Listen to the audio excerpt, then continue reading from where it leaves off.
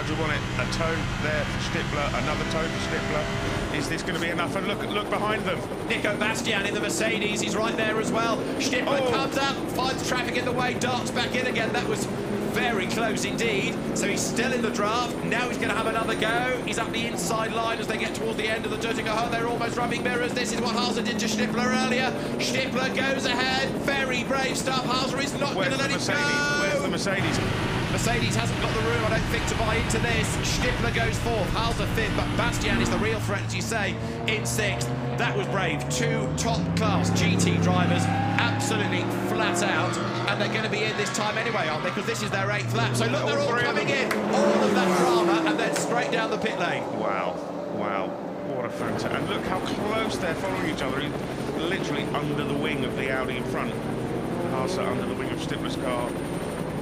That is sensational. A fantastic bit of racing. And I tell you, Stippler's got some very quick reactions there, because he pulled out to overtake just as there was a back marker on the right-hand side of the circuit, which he hadn't seen before.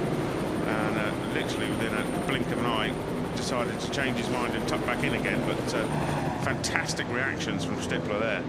So first of all, Haase gets a toe from Klaus Abelen, and he makes his move. So this is the first part. This is Haase. Now look at Stippler. He gets the toe off the Porsche. He's also got to defend from the Mercedes. And then he thinks, right, I've got a chance here. So he moves across. And as he goes right now, there's a Golf. Wow. Back in.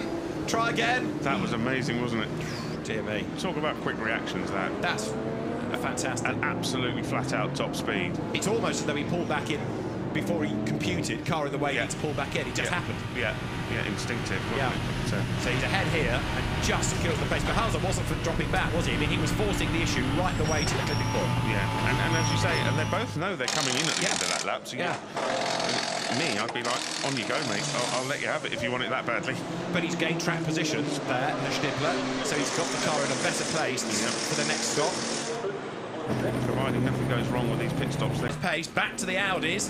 Right, Vanthoor is almost in the draft. He's closing. Here he comes, look. He's almost there for the toe to take effect. He'll get within about 3 lengths, and suddenly the work will be done for him now. Look by the aero. Here he comes. This is the toe working and working and working. Rast gives him racing room, but not too much, and it's all happened too late, hasn't it, for Vanthoor, because there's a back marker and an intervention vehicle in the way and another back marker, and then they're going to get up towards Tiergarten, so he can't make the move. He's just run out of straight. He looked right. He thought about it, didn't he? And you can see the intervention vehicle, so had to get out of the gas, but he knows now how close he's got to be and how effective that toe can be, this Vanthoor. You can still do it here at turn 1. This is going to be bravery on the brakes, isn't it? And look, he has got the draft. Look how much he's closing. He's gone to the outside. There's back markers there.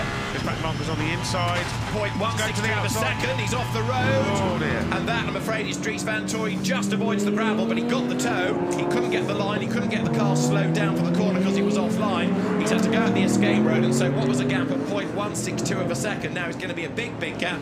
Rene Rast did nothing wrong. He went for the inside, and then look, Vanthoor had to get off the circuit because of a back marker. And when you're on that grass, there's no slowing the car down. He didn't fight it. He let it run. He did all the braking there on the tarmac, just missed the gravel. And after all that hard work, he's got to do it all over again. Here it is from another angle. Yeah, as you can see, he's in the toe. He never thinks about going for the inside, so you can see the car coming out of the pits.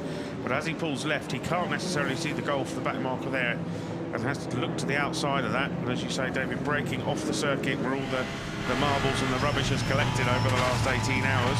No chance of slowing the car down. Did a really good job, actually, not to lock up and slide into the gravel where he would have lost a lot more time.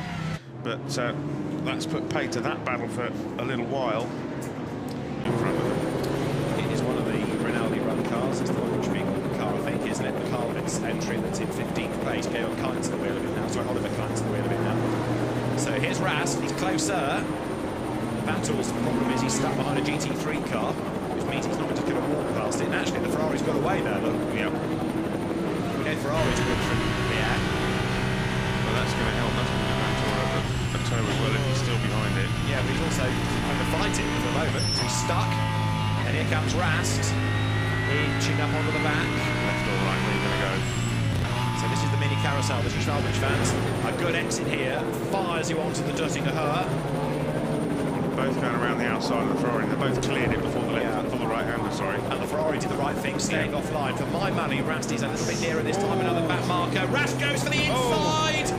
Wheels on the curb, but actually he's gained ground, hasn't he? That was a quicker way through the traffic.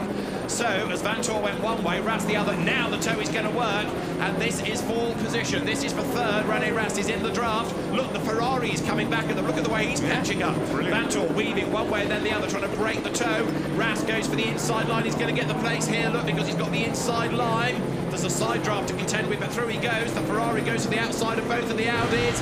This is Vanthoor's view. Rast is ahead for third place through the Kings. Job done. Only just, wasn't it? Fantastic racing. Inch by inch. I just wondered if the Ferrari was going to get completely involved. I think decided discretion was the better part of that. I think had that been on the same lap, he would have done, but as a back marker, there was really no point. But Rene Rast worked hard for that pass. That had been many, many laps in the post. He's finally done it. And so Rene Rast up into third place now and 3 minutes off the lead. And going on to the last lap of his stint, I would think, David, as is the car behind him as well.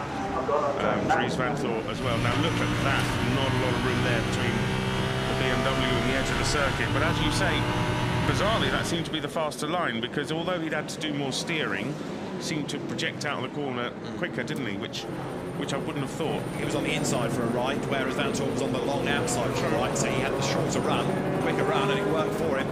And Vanthoor, understandably, did not make life easy. Short of pushing his foot through the floorboards, there's nothing else he can do here. No, he's always going to lose out there. But once alongside and once there, Rene Rast doesn't sort of continue to progress forward, so he sort of hits the wall and stays at that distance. Yeah. So